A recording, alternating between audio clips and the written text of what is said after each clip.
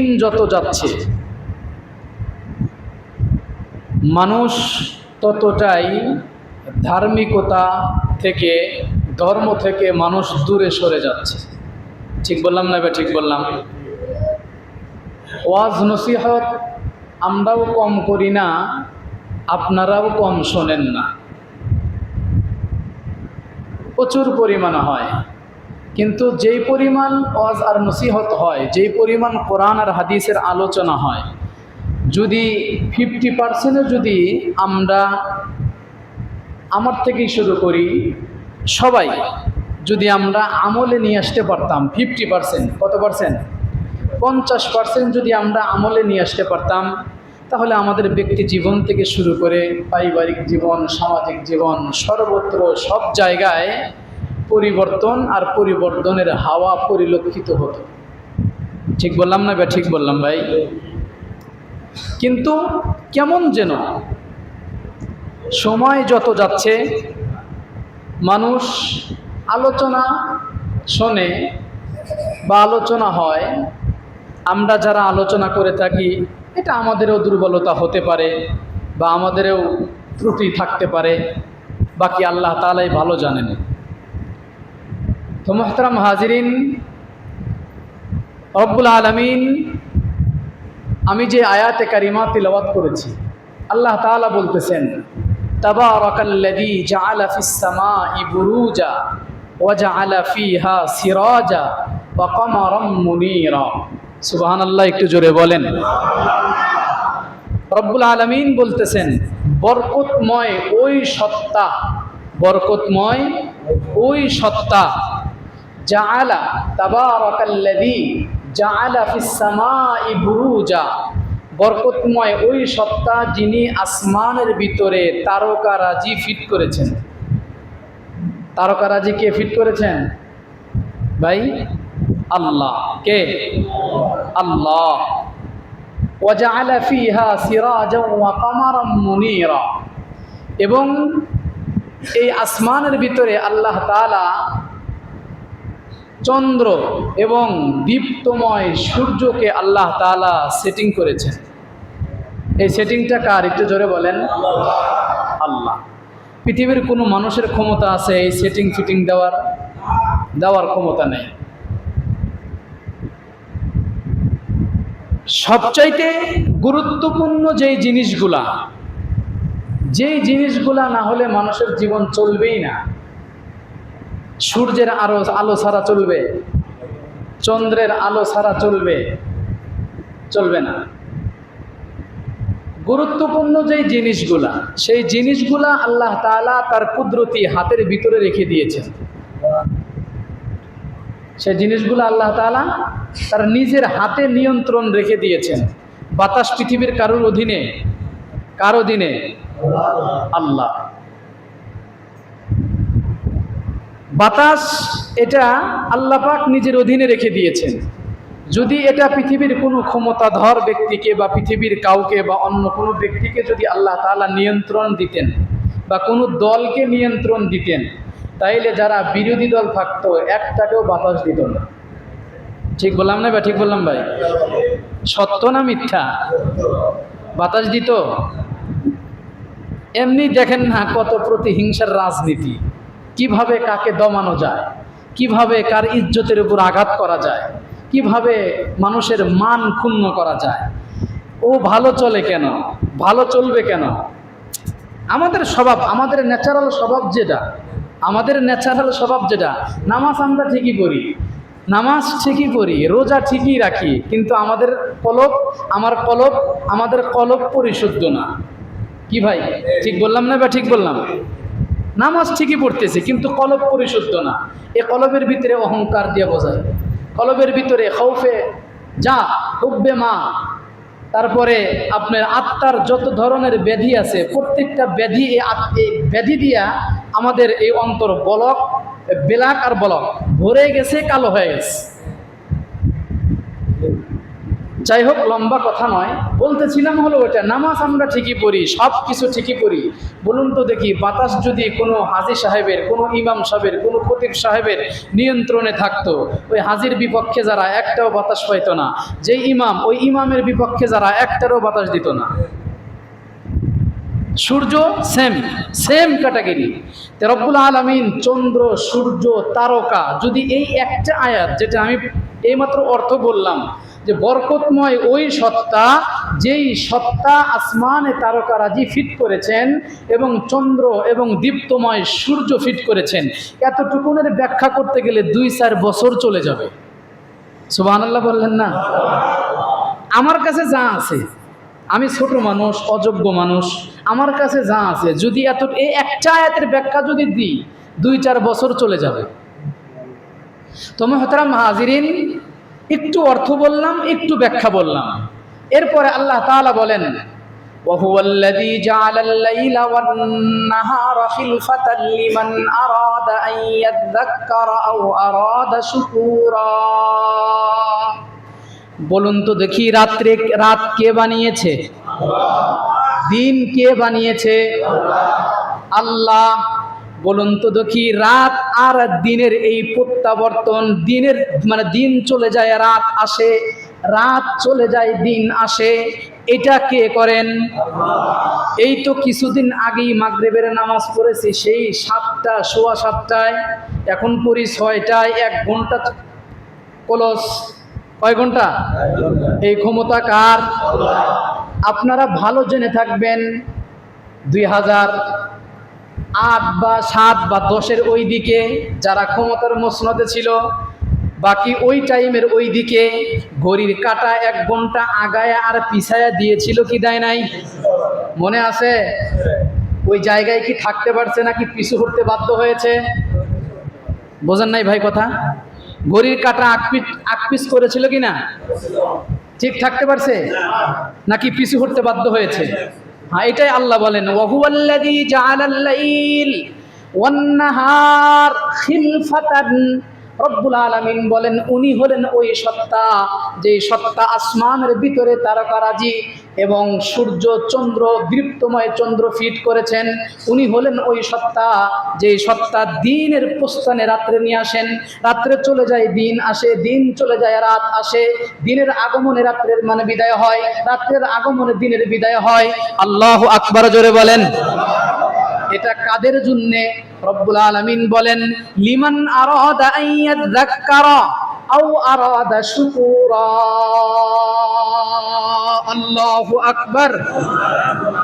আল্লাহ বলেন, এটা হলো ওই সমস্ত ব্যক্তিদের জন্য, ওই সমস্ত ঈমানওয়ালা, কালেমাওয়ালা, মুত্তাকিন, পরহেজগারদের জন্য, যারা চায় আল্লাহ পাকের কৃতজ্ঞতা মানে কৃতজ্ঞশীল হতে, আল্লাহ পাকের শুকরিয়া আদায় করতে চায়, এবং লিমান আরাদা আন ইয়াযাক্কারা, এবং আল্লাহকে স্মরণ করতে চায়, এবং আল্লাহ পাকের কৃতজ্ঞশীল বান্দা হিসাবে অধিষ্ঠিত হতে চায়। এই পরিবর্তন কাদের জন্য ভাই? পরিবর্তন কে করে? জোরে বলেন না, আল্লাহ। একটু মোহাব্বত নিয়ে বলেন, আল্লাহ। আল্লাহ আমাদেরকে মাফ করে দেন, আমিন বলেন। মুহতারাম হাজিরিন, তাইলে রব্বুল আলামিন বলতেছেন যে দিনের পরিবর্তে রাত আসে, রাতের পরিবর্তে দিন আসে, যেই সমস্ত জ্ঞানীরা আল্লাহকে স্মরণ করে এবং কৃতজ্ঞশীল বান্দা হিসাবে আল্লাহর কাছে উপস্থিত হতে চায়, তাদের জন্য এটা। কিন্তু পৃথিবীর ভিতরে কিছু মানুষ এমন আছে যাদের কাছে দিনের প্রস্থানে রাত আসে, রাতের প্রস্থানে দিন আসে, দিন যায় রাত আসে, রাত যায় দিন আসে, কিন্তু দিন রাত 24 ঘন্টা একটা বারের জন্য সৌভাগ্যের প্রতীক না কার কপাল মালিকের কুদরতি কদমে লাগায় না। এরকম হতবাগা, দুর্বাগা, কপাল পোড়া আছে না নাই? জোরে বলেন। দিন রাত 24 ঘন্টাতেও মালিকের কুদরতি কদমে একটা বার সেজদা দেওয়ার মতন তৌফিক হয় না। মালিক ডাকে, আসো নামাজের দিকে, আসো কল্যাণের দিকে, আসো সফলতার দিকে, কিন্তু দিন যায় রাত যায়, কিছু কিছু মানুষ তো পৃথিবীতে এমনও পাওয়া যায়, কখন দিন আসে, কখন রাত্র আসে, কখন সূর্য অস্ত যায়, কখন সূর্য উদয় হয়, এটার কোনো তোয়াক্কা নাই। ঠিক বললাম না? ঠিক বললাম। দিনও সমান, দিন যেমন রাত্র তেমন, রাত্র যেমন দিনও তেমন, শুধুমাত্র কেবলমাত্র জীবনটাই অবাধ্যতা আর অবাধ্যতার ভিতরে কাটায় দেয়। এরকম লোকের অভাব আছে ভাই? এরকম লোকের অভাব আছে? এরকম লোকের অভাব নাই। সেজন্য হাসিবু ক্বাবলা আন তুহাসাবু, হিসাব নেওয়ার আগে আপনি আপনার নিজের জীবনের হিসাবটা নিয়ে নেন। আপনাকে হিসাব দেওয়ার আগে হিসাবের কাঠগড়ায় তো দাঁড়াইতে হবে।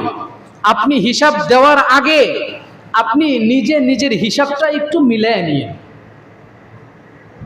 পেয়ে যাবেন। দুনিয়ার সবাই ধোঁকা দিলেও আপনার নফস আপনাকে ধোঁকা দিবে না, আপনার দিল আপনাকে ধোঁকা দিবে না, কখনোই ধোঁকা দিবে না, কখনোই না। দুনিয়ার সবাই ধোঁকা দিতে পারে, কিন্তু আপনার দিল আপনাকে ধোঁকা দিবে না। এজন্যই আল্লাহর রাসূল বলেন যে তোমরা নিজের নফসকে আগে কি করো? জিজ্ঞাসা করো। নিজেকে নিজে আগে জিজ্ঞাসা করো। তোমাদের দিল তোমাদেরকে উত্তর দিয়ে দিবে। তোমাদের দিল তোমাদেরকে উত্তর দিয়ে দিবে। আল্লাহ পাক বুঝবার তৌফিক দান করুক, আমিন বলেন। মুহতারাম হাজিরিন, এরপরে আয়াতে আল্লাহ তাআলা বলতেছেন ওয়া ইবাদুর রহমানিল্লাযীনা ইয়ামশুনা আলাল আরদি হাওনা ওয়া ইযা খাতাবাহুমুল জাহিলুনা ক্বালু সালামা। মূলত এই আয়াত থেকে রব্বুল আলামিন তার বান্দাদের পরিচয় দিচ্ছেন। ওয়া ইবাদুর রহমান, রহমানের বান্দা। কার বান্দা? তো জোরে বলেন, কার? রহমানের বান্দা। রহমান কে? জোরে বলেন, আল্লাহ। উনি হলেন রহমান। আল্লাহ বলতেছেন ওয়া ইবাদুন, এবং বান্দা আর রহমান অর্থাৎ আল্লাহ পাকের বান্দা কারা? আল্লাহ বলেন ইয়ামশুনা আলাল আরদি হাওনা, যারা দুনিয়ার ভিতরে চলাফেরা করে, দুনিয়ার ভিতরে চলাফেরা করে, ওঠা বসা করে, দুনিয়ার ভিতরে যারা অত্যন্ত বিনয় গম্ভীর্যতার সাথে, বিনয়ের সাথে, অত্যন্ত আদবের সাথে অহংকার প্রদর্শন করে না, যারা দুনিয়ার ভিতরে বিনয় অবলম্বন করে চলাফেরা করে, তারা হলো রহমানের বান্দা। তারা কার বান্দা? আল্লাহর বান্দা। তাইলে রহমানের বান্দা, আল্লাহর বান্দার, আল্লাহর বান্দার প্রথম গুণাবলী হলো বিনয়। কি ভাই? বিনয়। যেটা বুঝলাম, আল্লাহ পাকের বান্দার প্রথম গুণটা কি? বিনয়। তো জোরে বলেন, কি ভাই? বিনয়। এই ইয়ামশুনা আলাল আরদি হাওনা, এই আয়াতের ব্যাখ্যায় ইমাম হাসান আল বসরি রহমতুল্লাহি আলাইহি তাফসীর করেন এটা, যে বিনয় অর্থ মানে বিনয়ের সাথে চলাফেরা। এটার অর্থ হলো তাদের চলাফেরা পৃথিবীতে এমনভাবে হয়, তাদের দেখে অন্য অন্য মানুষ মনে করে লোকটা মনে হয় অসুস্থ। লোকটা কি? অসুস্থ। লোকটা রুগ্ন, মনে হয় কোনো সমস্যার মধ্যে আছে, মনে হয় অন্য কোনো পেরেশানির মধ্যে আছে, বা অন্য কোনো ঝামেলার মধ্যে আছে। তাদের দেখে অন্য অন্য মানুষেরা এরকম মনে করে, কিন্তু না, বাস্তবেই কোনো কিছু নাই, বরং বাস্তবেই এরা বিনয়। কারণ এই জায়গায় তাদের আল্লাহর ভয় আছে, দিলের ভিতরে আল্লাহর ভয়, দিলের ভিতরে আল্লাহর ভয় থাকার কারণে তাদের চলাফেরার ভিতরে বিনয়তা, তাদের কথাবার্তার ভিতরে বিনয়, তাদের মুআমালার ভিতরে বিনয়, তাদের লেনদেনের ভিতরে বিনয়, তাদের যে কোনো ওঠা বসার ক্ষেত্রে সর্বত্র বিনয়ের প্রতিচ্ছবি ফুটে ওঠে। হাসান বসরি রহমতুল্লাহি আলাইহি বলেন মূলত তারা অসুস্থ, মানে অসুস্থ না, মূলত তারা রুগীও না, বরং তারা একমাত্র কেবলমাত্র আখিরাতের ফিকিরে বিনয় হয়ে দুনিয়ার ভিতরে চলাফেরা করে। এটা হলো এক নাম্বার। কয় নাম্বার ভাই? এক নাম্বার। তারা দুনিয়ার ভিতরে চলাফেরাটাই এমন, মানুষ দেখলে মনে হয় পাগল, মনে করে কি লোকটা মনে হয় পাগল, পোশাক আশাক ঠিক নাই, কাপড় চোপড় ঠিক নাই, চেহারা ঠিক নাই, তারপরে আপনার অন্য কোনো কিছু ঠিক নাই। না, আপনি মনে করতেছেন যে পাগল, না, বাস্তবে পাগল না, বাস্তবে এরা হলো বিনয়ী। বিনয় বিনয়। হাদিসে পাকের ভিতরে সাহাবী রাসূল হযরত আবু হুরায়রা রাদিয়াল্লাহু তাআলা আনহু বলেন, মা নাকাসাদ সাদাকাতুন মিন মাল ওয়া মা যাদাল্লাহু আবদান বিআফবিন ইল্লা আযযা ওয়া মা তাওয়াযআ লিল্লাহ ওয়া মা তাওয়াযআ আহাদুন লিল্লাহ ইল্লা রাফাআহুল্লাহ। সাহাবী রাসূল হযরত আবু হুরায়রা রাদিয়াল্লাহু তাআলা আনহু বলেন, এই হাদিসে পাকের ভিতরে তিনটা বিষয় আসছে। নাম্বার 1, আল্লাহর রাসূল বলেন যে দান করলে, সদকা করলে সম্পদ কমে না, সম্পদ কমে না। এটা হলো 1 নম্বর বিষয়। 2 নম্বর বিষয়, যদি কোনো ব্যক্তিকে ক্ষমা করে দেয়, ওয়ামা যাদাল্লাহু আবদান বিআফবিন ইল্লা আযযান, যদি কোনো ব্যক্তিকে মাফ করে দেয়, মাফ করে দেওয়ার বদৌলতে রব্বুল আলামিন ওই ব্যক্তির ইজ্জত আর সম্মান আল্লাহ তাআলা বাড়ায় দেয়। এটা হলো 2 নম্বর। 3 নম্বর, আল্লাহর রাসূল বলেন, ওয়ামা তাওয়াযআ লিল্লাহি আহাদুন লিল্লাহ, ওই ব্যক্তি, যেই ব্যক্তি আল্লাহর জন্য বিনয়ী হয়। কার জন্য? আল্লাহর জন্য যেই ব্যক্তি বিনয়ী হয়, আল্লাহর রাসূল বলেন, রাফাআহুল্লাহ, আল্লাহ তাআলা ওই ব্যক্তির মান আর মর্যাদা আর সম্মান ইজ্জত আল্লাহ তাআলা বাড়ায় দেয়। সুবহানাল্লাহ। তাইলে বিনয় এটা কার জন্য হতে হবে? আল্লাহর জন্য হতে হবে। বিনয় এটা কার জন্য হতে হবে? আল্লাহর জন্য হতে হবে। আরেকটা হাদিস, হযরতে আবু হুরায়রা রাদিয়াল্লাহু তাআলা আনহু বলেন, মান তাওয়াযা লি আখিহিল মুসলিম, আল্লাহর রাসূল বলেন, যদি কোনো ভাই, কোনো মুসলমান যদি কোনো মুসলমান ভাইয়ের জন্য যদি বিনয়ী হয়, কি হয়? বিনয়ী হয়, যদি সম্মান প্রদর্শন করে, বিনয়ী হয়, নত হয়, আল্লাহর রাসূল বলেন যে রব্বুল আলামিন ওই ব্যক্তির মর্যাদাকে আল্লাহ তাআলা বাড়ায় দেয়। কোনো মুসলমান ভাই যদি কোনো মুসলমান ভাইকে সম্মানার্থে যদি বিনয়ী হয় বা সম্মান করে, ইজ্জত করে, নিজে ছোট মনে করে, আল্লাহর রাসূল বলেন যে আল্লাহ তাআলা ওই ব্যক্তির মর্যাদাকে আল্লাহ তাআলা বাড়ায় দেয়। ওয়ামান ইরতাফাআ, আর যদি কোনো ব্যক্তি অহংকার প্রদর্শন করে, কি করে? অহংকার প্রদর্শন করে, আল্লাহর রাসূল বলেন, ওয়াদাহুল্লাহ, আল্লাহ তাআলা ওই অহংকার প্রদর্শনকারী ব্যক্তিকে আল্লাহ তাআলা অপদস্থ, অপমানিত করে। নাউজুবিল্লাহ। যদি কেউ আল্লাহর জন্যে যদি বিনয়ী হয়, কোনো মুসলমান ভাইকে ইজ্জত করে, সম্মান করে, আল্লাহ তাআলা তার মর্যাদাকে বাড়ায় দেয়। আর যদি কেউ কি করে? অহংকার প্রদর্শন করে, সেটা যে কোনো অহংকারী হতে পারে, যে সাইটেরই হতে পারে, তাইলে আল্লাহ পাক তাকে অপমান, অপদস্থ করে দেন। আরেকটা হাদিস আবু সাঈদ খুদরি রাদিয়াল্লাহু তাআলা আনহু থেকে রিওয়ায়াত, উনি বলেন যে আল্লাহর রাসূল বলেন, যেই ব্যক্তি একটা স্তর, কয় স্তর? এক স্তর বিনয়ী হইল, কয় স্তর? এক স্তর বিনয়ী হইল, নিজেকে ছোট মনে করলো, আল্লাহর রাসূল বলেন, আবু সাঈদ খুদরি বলেন যে নবীজি বলেছেন যে আল্লাহ তাআলা ওই ভাইয়ের স্তরকে আল্লাহ তাআলা বাড়ায় দেয়। আর ওয়ামান তাকাব্বারা আলাল্লাহি দারাজা, আর যেই ব্যক্তি অহংকার প্রদর্শন করলো, গর্ব করলো, অহংকার প্রদর্শন করলো, রব্বুল আলামিন তার মর্যাদাকে নিচু করে দেন। এমন নিচু করে দেন, হাত্তা ইয়াজআলাহু ফি আসফালিস সাফিলিন, এমন অবস্থায় রব্বুল আলামিন করে দেন, হীনতম এবং অপদস্থদের অন্তর্ভুক্ত আল্লাহ তাআলা তাকে করে দেয়। হীনতম যারা, তাদের অন্তর্ভুক্ত আল্লাহ করে দেন, এবং অপদস্থ, অপমানিত যারা একদম নিম্ন, অপদস্থ, অপমানিত লোক, আল্লাহ পাক তাদের কাতারে তাকে নিয়ে দেন। মুহতারাম হাজিরিন, তাইলে অহংকার করা যাবে? জোরে বলেন না ভাই। কিসের অহংকার করবেন? আপনার কি আছে বলেন তো দেখি? আমি যে অহংকার করব, আমার কি আছে? হ্যাঁ, আমার কিছু আছে? আমার কিছুই নেই, আমার কিছুই নেই। হাদিসে পাকের ভিতরে আল্লাহর রাসূলের সাহাবী আব্দুল্লাহ ইবনে মাসউদ থেকে riwayat, আব্দুল্লাহ ইবনে মাসউদ রাদিয়াল্লাহু তাআলা আনহু বলেন, লা ইয়াদখুলুল জান্নাতা মান কানা ফি কলবিহি মিসকালু যাররাতিন মিন কিবরিন। আব্দুল্লাহ ইবনে মাসউদ রাদিয়াল্লাহু তাআলা আনহু বলেন, ওই ব্যক্তি জান্নাতের ভিতরে প্রবেশ করতে পারবে না যেই ব্যক্তির দিলের ভিতরে বিন্দু পরিমাণ অহংকার আছে। কি আছে ভাই? অহংকার আছে। ওই ব্যক্তি জান্নাতে প্রবেশ করতে পারবে না। নাউজুবিল্লাহ বলেন।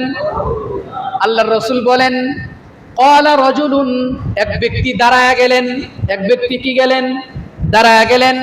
দাঁড়ায়া বললেন, ইন্নার রাজুলা আইয়াকুনা, ইন্নার রাজুলা, ওগো রাসূল, যদি কোনো ব্যক্তি আইয়ুহিব্বা না'লুহু হাসানান ওয়া সাওবুহু হাসানান, ওগো রাসূল, যদি কোনো ব্যক্তি এটা পছন্দ করে যে সুন্দর জুতা পরবে, সুন্দর পোশাক পরবে, তাইলে এটা কি অহংকার হবে? রাসূল, ওই সাহাবী রাসূলকে জিজ্ঞাসা করলেন। আল্লাহর রাসূল বললেন যে ইন্নাল্লাহা জামিল ইউহিব্বুল জামাল। আল্লাহর নবীজি বললেন যে আল্লাহ তাআলা সুন্দর এবং আল্লাহ তাআলা সৌন্দর্যকেও পছন্দ করেন। আল্লাহু আকবার, জোরে বলেন। আল্লাহ তাআলা সুন্দর, আল্লাহ তাআলা সৌন্দর্যকেও কি করেন? পছন্দ করেন। তবে অহংকার হলো দুইটা জিনিসের নাম। কয়টা জিনিসের নাম? দুইটা জিনিসের নাম। এই হাদিসে রাসূল বলেন অহংকার কয় জিনিসের নাম ভাই? দুই জিনিসের নাম। একটা হলো আল কিবরু বাতারুম মিনাল হক, হককে অস্বীকার করা। হক কি করা? অস্বীকার করা। অগমতুন নাস, এই দুইটা জিনিস। কয়টা জিনিস? কয়টা জিনিসের কথা বলছে রাসূল?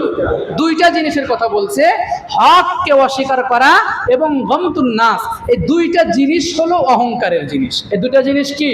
এই দুইটা জিনিস অহংকার। এই দুইটা জিনিস কি? অহংকার। অনেকেই আছে, আমরা অনেক সময় অনেক কথা বলি, আমাদেরকে অনেক সময় খোঁচা দিয়ে কথা বলে, আমাদেরকে অনেক সময় খোঁচা দিয়ে কথা বলে। আমার ভাইয়েরা আমাদের কথাগুলো বোঝেন নাই, এজন্য আমাদেরকে খোঁচা দিয়ে কথা বলে। আমাদের কথাগুলো সঠিকভাবে উপলব্ধি করতে পারে নাই, এজন্য আমাদেরকে খোঁচা দিয়া কথা বলে। যদি বুঝতো তাইলে খোঁচা দিয়ে কথা বলতো না। যদি বুঝতো তাইলে খোঁচা দিয়ে কথা বলতো না। হক তো হকই। কি বলেন ভাই? হক তো হক, যেটা সত্য এটা তো সত্য, এটা আপনি অস্বীকার করতে পারবেন না। এটা আপনি অস্বীকার করতে পারবেন না। এক ব্যক্তি যাচ্ছিল রাস্তা দিয়ে, অত্যন্ত দম্ভিক, গর্ব করে, অহংকার করে যাচ্ছিল। কিতাবে আসছে এটা, আল্লামা কারি তৈয়ব সাহেব রাহমাতুল্লাহি আলাইহি ওনার কিতাব ফুতুবাতে হাকিমুল ইসলামের মধ্যে লিখেছেন। যাচ্ছিলেন, যাইতেছিলেন, তো এক যুবক যাইতেছিল, যাইতে যাইতে এক বুজুর্গের সঙ্গে সাক্ষাৎ। তা কোনো বিষয় নিয়ে কথাবার্তা হয়েছে। কথাবার্তা হওয়ার পরে যুবক বুজুর্গকে জিজ্ঞাসা করে, আমাকে চেনেন? আমাকে চেনেন? একটা ভাব আছে না, আমাকে চেনেন? তো তখন বুজুর্গ বলতেছে, হ্যাঁ তোমাকে তো চিনি বাবা। আমাকে চেনেন? মুস্কি হাসছে, রসিকতার হাসি দিচ্ছি। হ্যাঁ আমাকে চেনেন আপনি? আমাকে চেনেন? ফুলতেছে, বলতেছে হ্যাঁ তোমাকে চিনি, আমি চিনি, তোমাকে খুব ভালোভাবেই চিনি। বুজুর্গ যখন এইভাবে বলছে তখন ওর মাথা, আমাকে চেনে? কি ব্যাপার? বলেন তো আমি কে, বলেন তো আমি কে? আমি আপনাদেরকে বলছি, কথাটা ভালো করে শুনেন, কথাটা ভালো করে শুনেন, কথাটা দিল দিয়ে শুনেন, আর নিজের জীবনে ফিট কইরেন, রাত্রে বালিশে মাথা রেখে আর চিন্তা কইরেন। এতটুকুন অনুরোধ থাকলো, করবেন তো ইনশাআল্লাহ? এতটুকুন অনুরোধ আমি আপনাদের কাছে রাখলাম।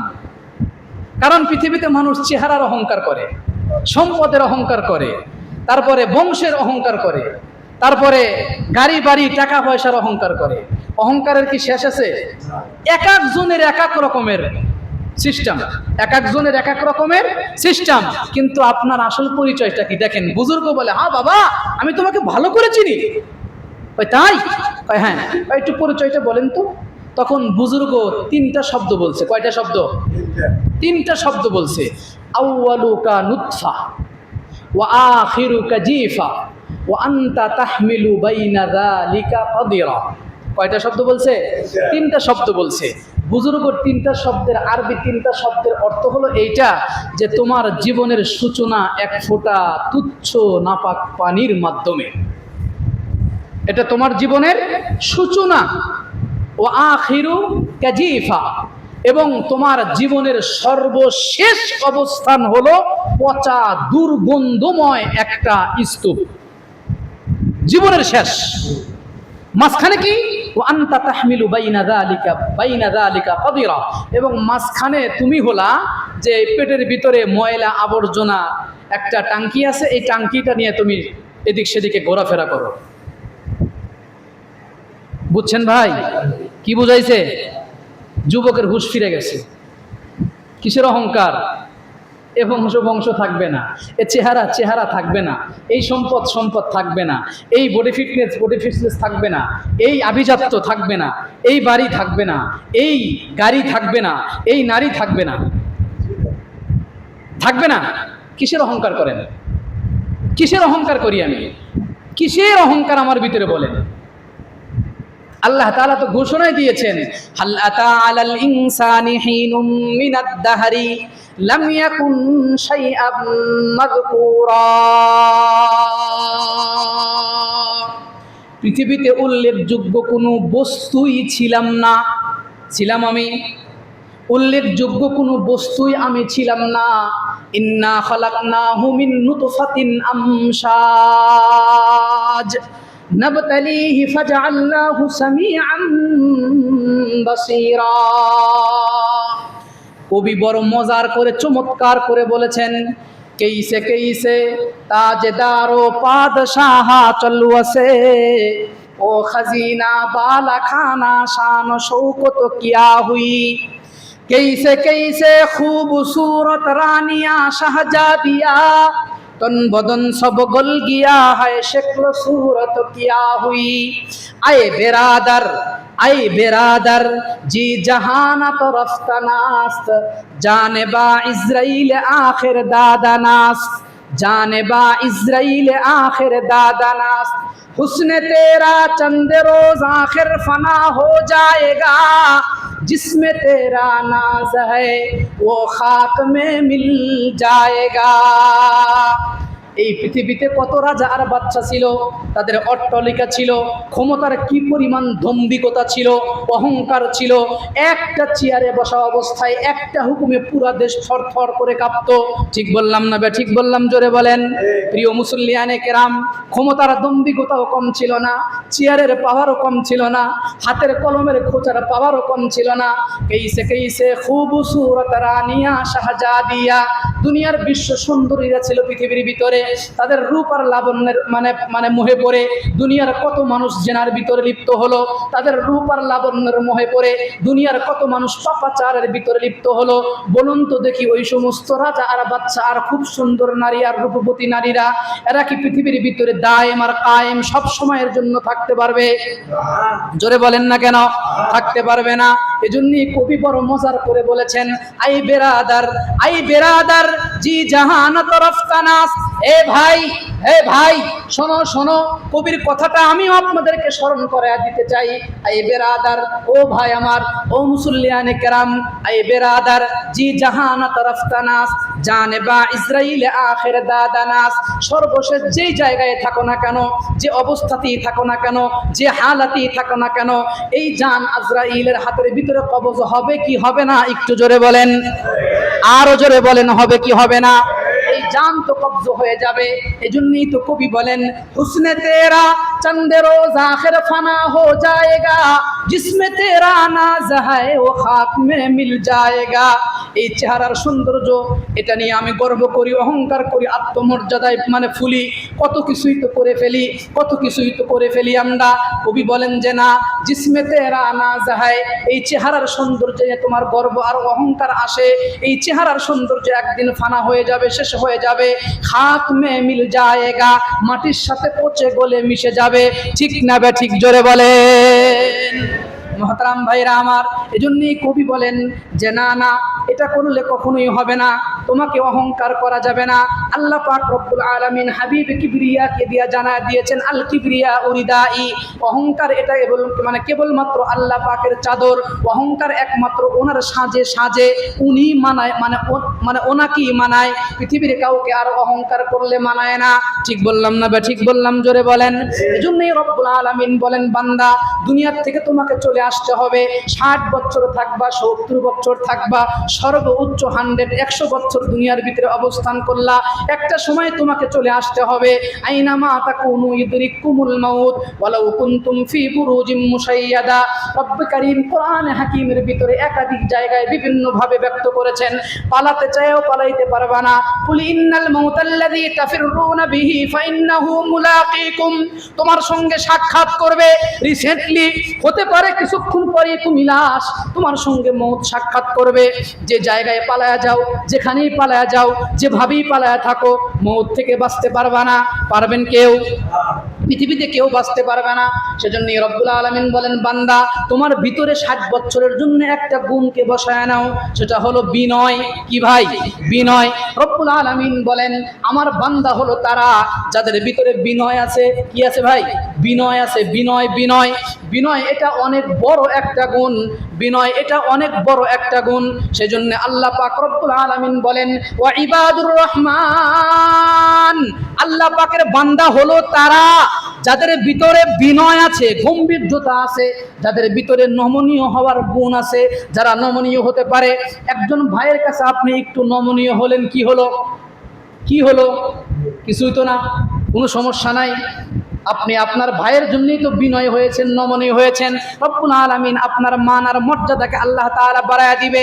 কোরআনে হাকিমে একাধিক জায়গায় রব্বুল আলামিন বলেন, ওয়াকসিদ ফি মাশইকা ওয়াগদুদ মিন সাউতিক ইন্না আনকারাল আসওয়াতি লাসাউতুল হামির। রব্বুল আলামিন বলেন, চলনে বলনে কথাবার্তায় সব জায়গায় মধ্যম পন্থা অবলম্বন করো, উঁচু আওয়াজে কথা বলো না। কেন কেন উঁচু আওয়াজে কথা বলা যাবে না?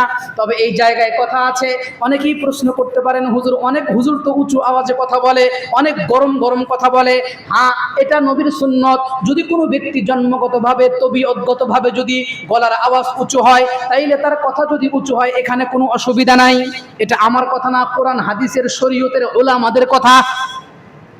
আল্লাহ আর এক জায়গায় বলেন, ওয়ালা তামশি ফিল আরদি মারহা, অহংকার করে গর্ব ভরে চলো না।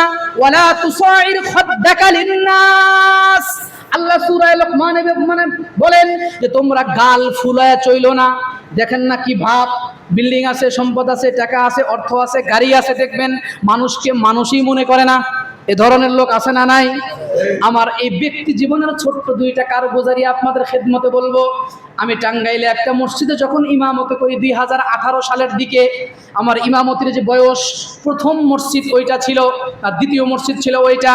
টাঙ্গাইলের ওই মসজিদে আমি ইমামতি করি। ওই মসজিদের সম্মানিত সেক্রেটারি মহোদয় আলহাজ আব্দুস সামাদ তার নাম। ওই মসজিদের সেক্রেটারি মহোদয় একদিন কোনো কারণে ঘাটাইল উপজেলায় আমি গিয়েছিলাম।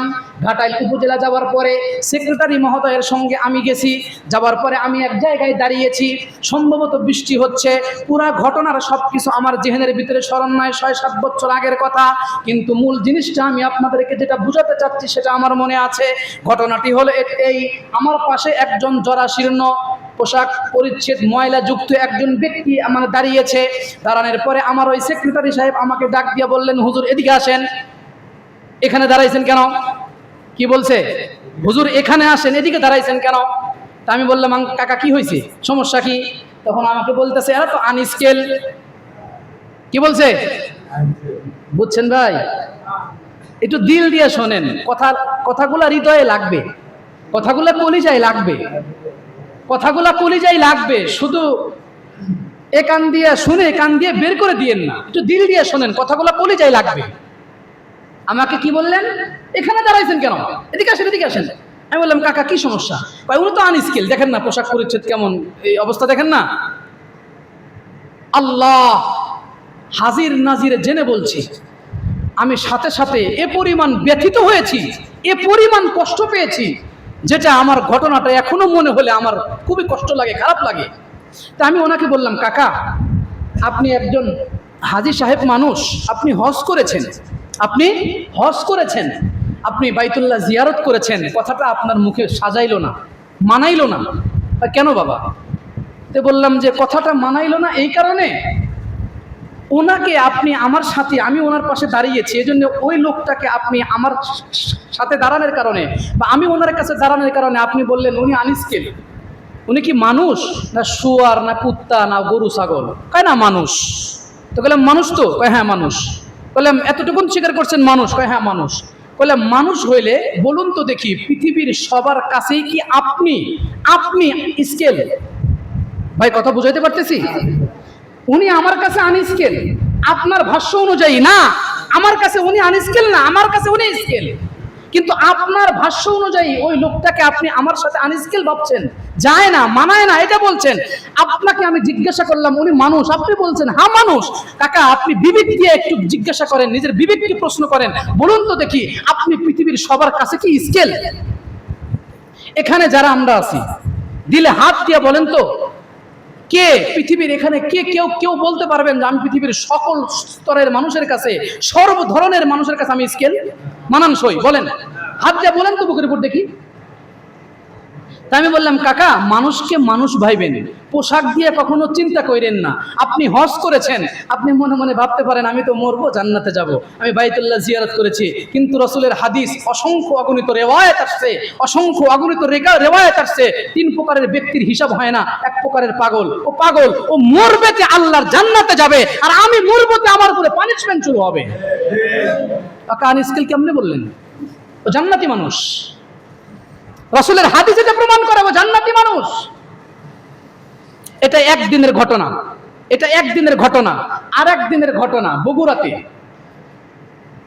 গত সরকারের আমলে নজরুল ইসলাম ফকির MNS এন্টারপ্রাইজের স্বত্বাধিকারী, শেরপুর পৌরসভার উপজেলাতে বিশাল ব্যবসা, সারা বাংলাদেশ জুড়ে নেটওয়ার্ক। আমার আগের মসজিদের, শেরপুরে যে মসজিদে ছিলাম বগুড়াতে, ওই মসজিদের ওই এলাকার মানুষ শেরপুর উপজেলা আওয়ামী লীগের কোষাধ্যক্ষ ওই সময়ে ক্ষমতার আমলে।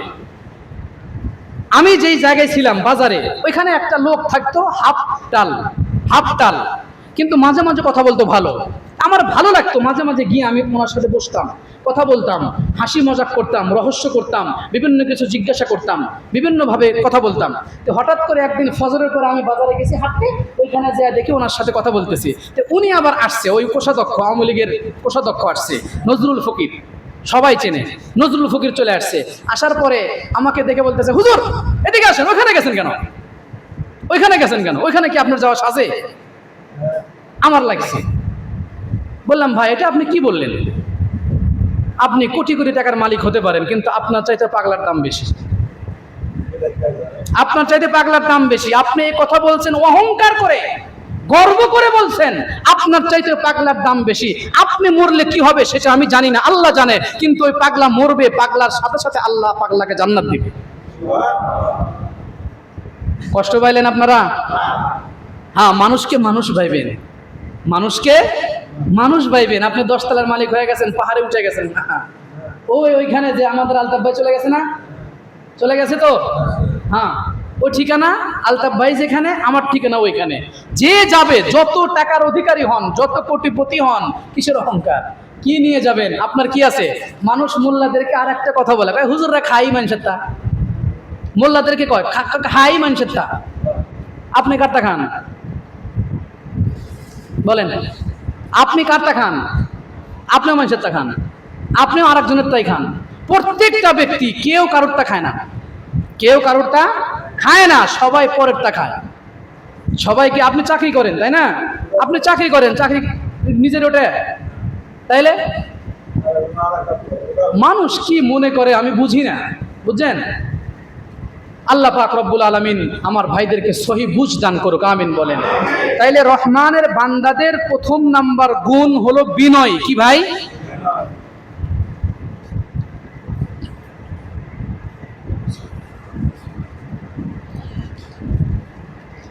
একটা প্রশ্ন আসছে, এই প্রশ্ন যে ভাই দিয়েছেন উনি আমার সাথে দেখা করবেন। আপনার এই প্রশ্নের উত্তরটা আমি ওপেনলি দিতে পারতেছি না, প্রশ্নটাও বলতে পারতেছি না, প্রশ্নের উত্তরটাও আমি দিতে পারতেছি না। প্রশ্নটা বলা যায় হলো, একজন প্রশ্ন করছেন, হুজুর একটা মসজিদের সভাপতি হতে হলে তার ভিতর কি কি গুণ থাকা দরকার বা উচিত, এই ব্যাপারে কিছু বলবেন। আপনাকে আমি সহজ কথায় একটা উত্তর দিব, সেটা হলো সূরা তাওবা। কি ভাই? সূরা তাওবা। সূরা তাওবার একটা আয়াত আছে, সূরা তাওবার একটা আয়াত আছে। এই আয়াতটা আপনি পড়বেন, ইন্নামা ইয়া'মুরু মাসাজিদাল্লাহ মান আমানা বিল্লাহি ওয়াল ইয়াউমিল আখির ওয়া আকামাস সালাতা ওয়া আতাজ যাকাহ ওয়া লাম ইয়াখশা ইল্লাল্লাহ। এই আয়াতটা পড়বেন, এই আয়াতটা অর্থ পড়বেন, তাফসীর পড়বেন, ব্যাখ্যা পড়বেন। কোনো কিছু যদি না বুঝে আসে, কোনো কিছু যদি না বুঝে আসে, কোনো শব্দের অর্থ যদি অস্পষ্ট মনে হয়, বুঝে না আসে, ওলা আমাদের শরণাপন্ন হবেন, বুঝবেন। এক নম্বর কথা। দুই নম্বর কথা হলো যে এই ধরনের প্রশ্ন আমি যতদিন এই জায়গায় আছি চিরকুটে লিখে কেউ আমাকে প্রশ্ন দিবেন না। মনে থাকবে ইনশাল্লাহ, কষ্ট নিয়েন না। চিরকুটে কাগজে লিখে আমি যতদিন এই জায়গায় আছি, এইভাবে লিখে কেউ আমাকে প্রশ্ন দিবেন না। আর যদি কেউ প্রশ্ন দেন, আপনার প্রশ্নের উত্তর দেওয়া হবে না। জানার ইচ্ছা থাকলে আপনি ব্যক্তিগতভাবে জেনে নেবেন। আল্লাহ পাক রব্বুল আলামিন আমাদেরকে তৌফিক দান করুন। আসসালামু আলাইকুম ওয়া রাহমাতুল্লাহি ওয়া বারাকাতুহু।